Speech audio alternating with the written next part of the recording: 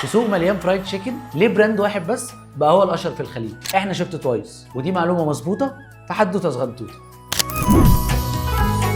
لان صاحب المكان ما كانش بيبيع فراخ وخلاص، ده كان بيبيع التجربه كامله. السعر مناسب جدا، والجوده ثابته، والخدمه سريعه، والاهم من ده احترام العميل. الناس بقى من هنا بدات تحب المكان، والطوابير كبرت، والسمعه انتشرت، والمنافسين زادوا. اسامي كبيره موجوده في السوق، بس هو عمل حركه ذكيه جدا، ما غيرش هويته ولا رفع السعر، وما حاولش يبقى حد تاني. هو ثبت على شخصيته وكبر واحده واحده لحد ما بقى ظاهره. النجاح مش دايما انك تبقى الاغلى ولا تبقى الاجمد في الاعلان، النجاح انك تبقى فاهم جمهورك وتبني ثقه تخليهم يستنوا بالساعات عشانك، ويبقى ليك الهويه الخاصه بيك وتقدر تحتفظ بيها.